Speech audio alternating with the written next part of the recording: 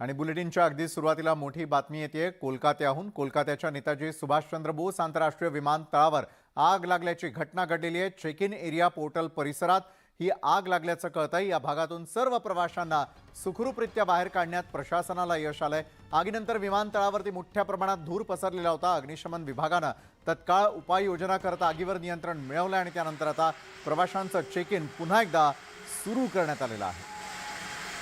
कोलकाता विमानतळावरती सुरू असलेला अग्नितांडव आपण या दृश्यांमध्ये यावेळेला पाहतोय। कोलकाता या ठिकाणी असलेल्या या विमानतळावरती ही आग लागलेली होती। सर्व प्रवाशांना त्यानंतर लगेचच सुखरूपरित्या बाहेर काढण्यातही यश आलेलं होतं। आगीवरती नियंत्रण मिळवण्याचे शर्थीचे प्रयत्न सुरू करण्यात आलेले होते आणि त्यानंतर पुन्हा एकदा चेक इनची सुविधा इथल्या प्रवाशांना करून देण्यात आलेली आहे।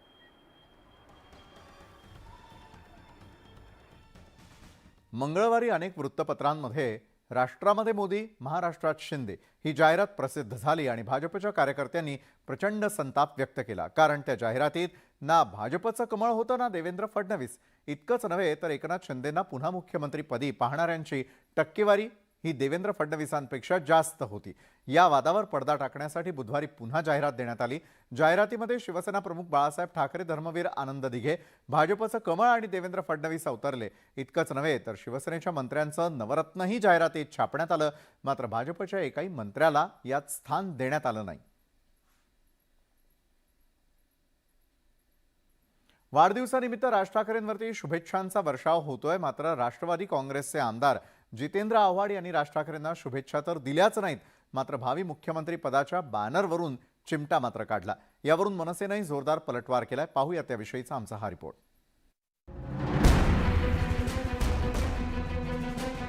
मनसे अध्यक्ष राज ठाकरेंच्या वाढदिवसानिमित्त राज्यभरात कार्यकर्त्यांमध्ये प्रचंड उत्साह संचारलाय। मुंबईत दादर परिसरात तर कार्यकर्त्यांनी चांगलीच बॅनरबाजी केली।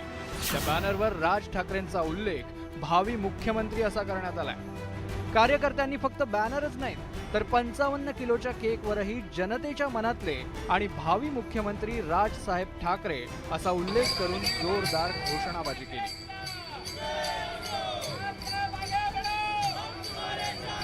आगामी लोकसभा निवडणुकांना 1 वर्षापेक्षा कमी वेळ उरलाय। त्यापाठोपाठ म्हणजे 1.25 वर्षांनी विधानसभा निवडणूक होणार आहेत।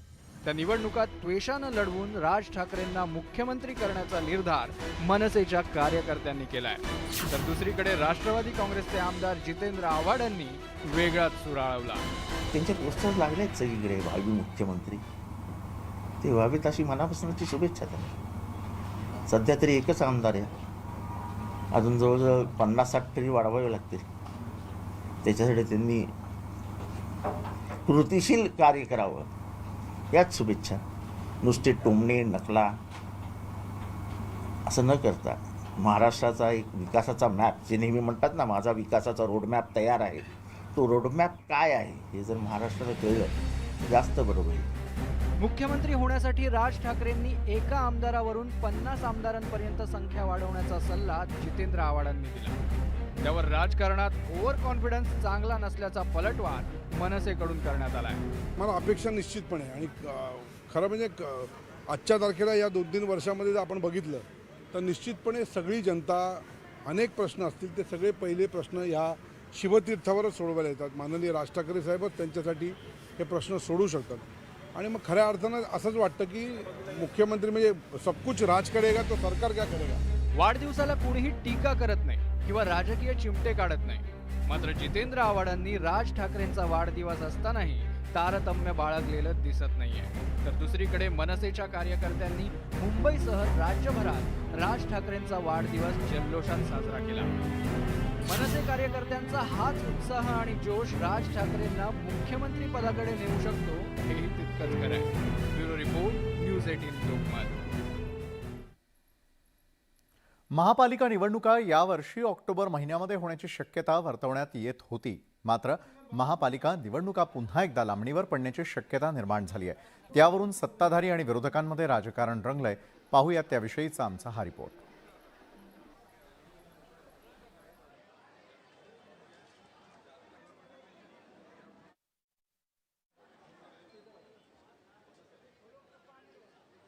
अंधेरी पूर्व विधानसभा क्षेत्रातील भाजप पदाधिकारी, कार्यकर्ते आणि नागरिकांशी संवाद साधण्यासाठी आयोजित टिफिन बैठक आयोजित करण्यात आलेली होती।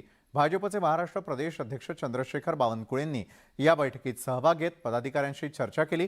या बैठकीतून कार्यकर्त्यांचा आत्मविश्वास वाढणार असल्याचं चंद्रशेखर बावनकुळेंनी व्यक्त केलंय। कार्यकर्त्याचं म्हणणं काय आहे? नुसतं भाषणं आणि रोजच्या कामातून थोडं दूर होऊन आम्ही आता हा पारिवारिक सोहळा केलेला आहे आणि यातनं आमच्या कार्यकर्त्याचा कॉन्फिडन्स वाढतो। आमच्या कार्यकर्ते एकमेकाचे पारिवारिक सदस्य बनतात। नुसतं कार्यकर्त्यांनी घरी घरी जाणे, कार्यकर्त्यांनी रोज आपल्या पक्ष संघटनेमध्ये काम करण्यापेक्षा काही पारिवारिकही आम्ही त्या ठिकाणी स्नेह तयार करावा या दृष्टीने टिफिन बैठक आहे। अखिल भारतीय मराठी नाट्य परिषदेचा गो ब देवल स्मृतिदिन आणि पुरस्कार वितरण सोहळा मुख्यमंत्री एकनाथ शिंदेंच्या हस्ते पार पडला। या सोहळ्याला मंत्री उदय सामंत, खासदार राहुल शेवाळे, प्रशांत दामले, मोहन जोशी उपस्थित होते। नाट्य परिषदेला मदत कमी पडू देणार नाही असं म्हणत 100वा नाट्य महोत्सव न भूतो न भविष्यती झाला पाहिजे अशा भावना यावेळी मुख्यमंत्र्यांनी बोलून दाखवल्या। नाट्य परिषदेसाठी 10 कोटी मंजूर केल्याची घोषणाही यावेळी मुख्यमंत्र्यांनी केली आहे। 100 पण जोरदार झालं पाहिजे, म्हणजे न भूतो न भविष्यती असं नाही। मला अध्यक्षांनी झाले 10 कोटीची घोषणा केली आहे, पण असं काय काळजी करू नका, इथं काय लिमिट नाहीये, म्हणजे फक्त एवढंच आहे की 100वा आहे, त्यामुळे तशा प्रकारचं भव्य दिव्य असं नाट्यसंमेलन झालं पाहिजे। जुहू चौपाटीवरती चौघांचा बुडून मृत्यू झाल्यानंतर आता प्रशासन खडबडून जागं झालंय। आता मुंबईलगतचे सर्व समुद्रकिनारे आणि चौपाट्यांवरच्या सुरक्षेचं ऑडिट केलं जाणार आहे। मुंबईचे पालकमंत्री मंगल प्रभात लोढा यांनी ही घोषणा केली आहे।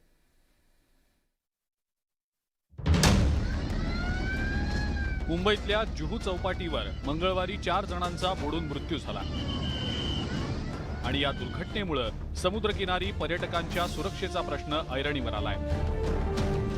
मुंबईतल्या समुद्र किनाऱ्यांवर नेहमीच पर्यटकांची वर्दळ असते, पण चौपाट्यांवरील पर्यटकांच्या सुरक्षिततेविषयी प्रशासनाचं अक्षम्य दुर्लक्ष झाल्यामुळे चौघांचा बळी गेलाय।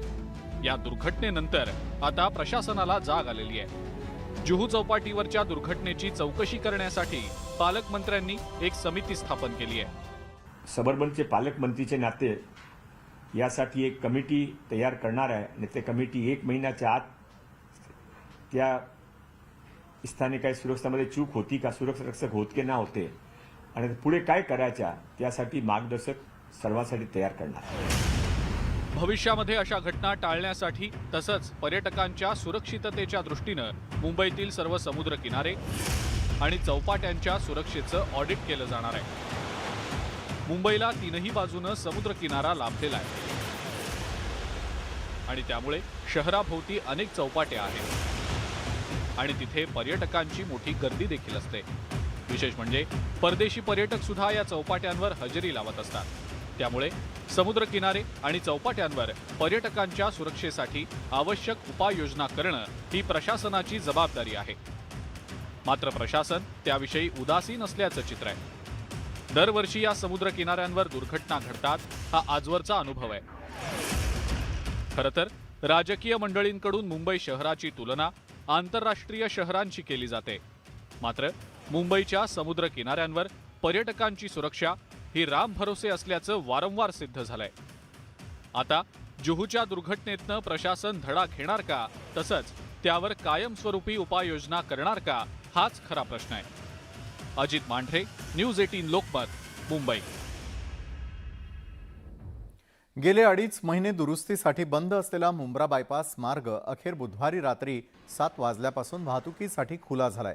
JNPT इथून येणारी अवजड वाहनं तसंच उत्तर भारतातून येणारी छोटी वाहनं आता ठाणे शहरात न येता थेट मुंब्रा बायपास मार्गे प्रवास करणार आहेत।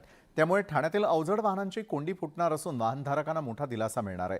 ठाणे जिल्ह्यामधील अवजड वाहनांच्या वाहतुकीसाठी महत्त्वाचा असणारा मुंब्रा बायपास मार्ग 5 एप्रिलपासून दुरुस्तीसाठी बंद ठेवण्यात आलेला होता। पुलाची दुरुस्ती, पुलाचं काँक्रिटीकरण, ओव्हरहेल अशी कामं सुरू होती। आता अखेर हा मार्ग वाहतुकीसाठी खुला करण्यात आलाय।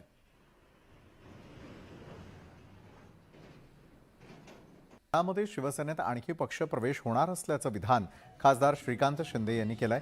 राज्यात सध्या शिवसेनेचं शाखा संपर्क अभियान सुरू आहे आणि यावर खासदार श्रीकांत शिंदे यांनी भाष्य केलंय. तळागाळातील सर्वसामान्य नागरिकांचे प्रश्न आम्ही जाणून घेत आहोत आणि त्यामुळे नागरिक संपर्क अभियानाला प्रतिसाद देत असल्याचं श्रीकांत शिंदेंनी म्हटलं. मुख्यमंत्र्यांच्या कामाकडे आकर्षित होऊन दररोज मोठ्या संख्येनं पदाधिकारी शिवसेनेमध्ये प्रवेश करत असल्याचंही श्रीकांत शिंदे म्हणाले. आज शिंदे साहेबांवरचा विश्वास जो आहे हा लोकांचा दृढ होत चाललेला आहे, वाढत चाललेला आहे. शिंदे साहेब ज्या प्रकारे काम करत आहेत त्याला बघून जाआहेत अनेक शिवसैनिक असतील, कार्यकर्ते असतील, पदाधिकारी असतील. मुंबईमधले देखील अनेक नगरसेवकांनी जो आहे तो गेल्या अनेक दिवसामध्ये प्रवेश केला. आजही नगरसेविकेचा जो आहे तो त्या ठिकाणी प्रवेश आहे आणि येणाऱ्या काळामध्ये अजून मुंबईचे नगरसेवक असतील, कार्यकर्ते असतील, पदाधिकारी असतील, हे सगळे जे आहेत हे या ठिकाणी मोठ्या संख्येमध्ये जे आहे ते प्रवेश करणारे शिंदे साहेबांच्या नेतृत्वाखाली. महामुंबईत घेऊयात आणखी एक छोटासा ब्रेक.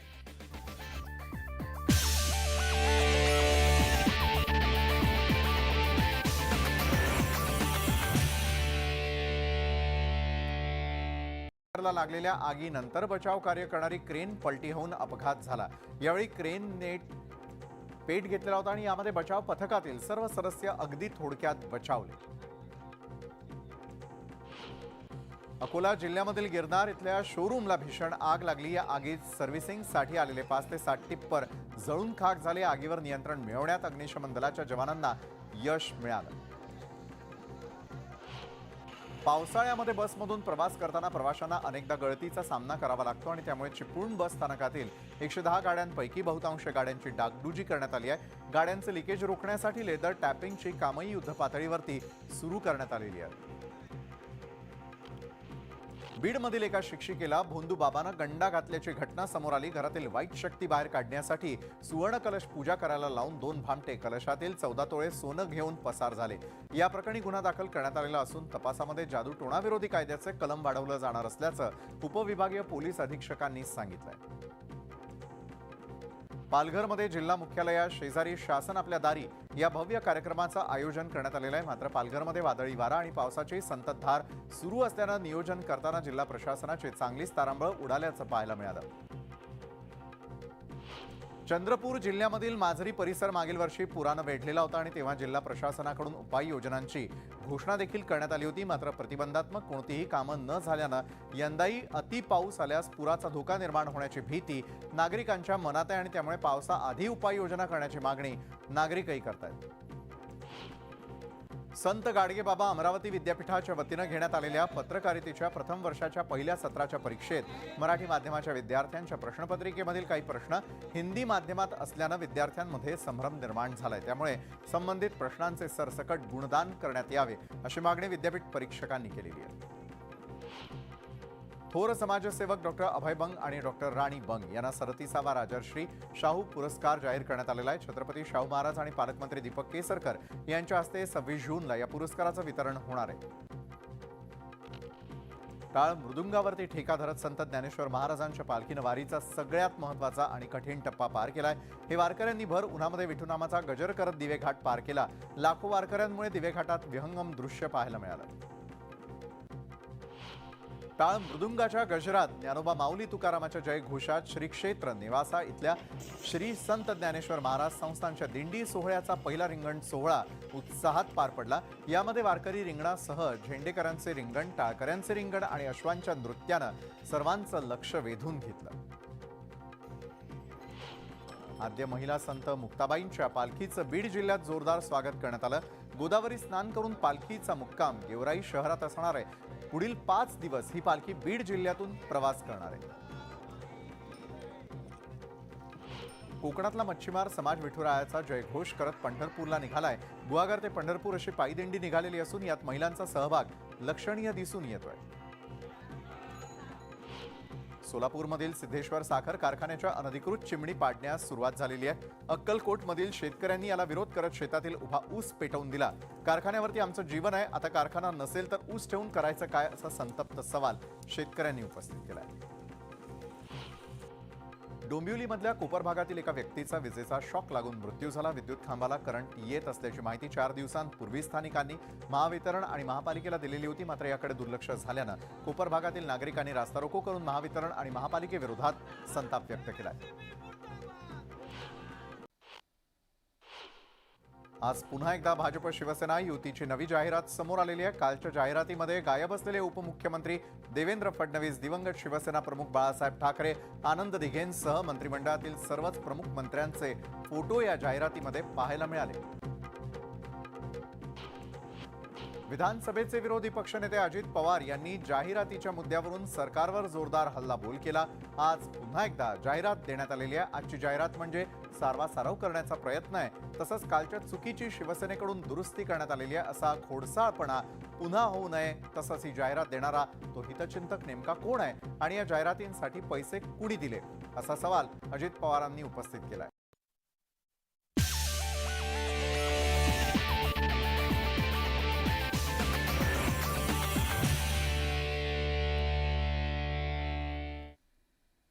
ब्रेक नंतर आपण पाहताय महामुंबई. डोंबिवली महापालिकेमधील वृक्षांची गणना महापालिकेनं सुरू केलेली आहे. हे काम वर्षभर सुरू राहणार आहे आणि यापूर्वी 2007 साली वृक्षगणना करण्यात आलेली होती आणि त्यानंतर 16 वर्षांनी वृक्षगणना सुरू करण्यात आलेली आहे. खासगी एजन्सीमार्फत वृक्षगणना करण्यात येते आहे. पूर्ण टेक्नॉलॉजी वापरत मोबाईल ॲप, सॉफ्टवेअर, डॅशबोर्ड सुद्धा असणार आहे. शहरातील खासगी सरकारी जागेतील महाविद्यालयं, शाळा किंवा कुठल्याही जागेतील झाडं मोजली जाणार आहेत आणि त्याचा सर्व रेकॉर्ड मेंटेन केला जाणार असून झाडाची स्थिती, झाडाचं वय देखील काढलं जाणार आहे. तर आज महामुंबईमध्ये वेळ झाली. इथेच थांबण्याची. मात्र ताज्या घडामोडींसाठी पाहायला विसरू नका न्यूज 18 लोकमत.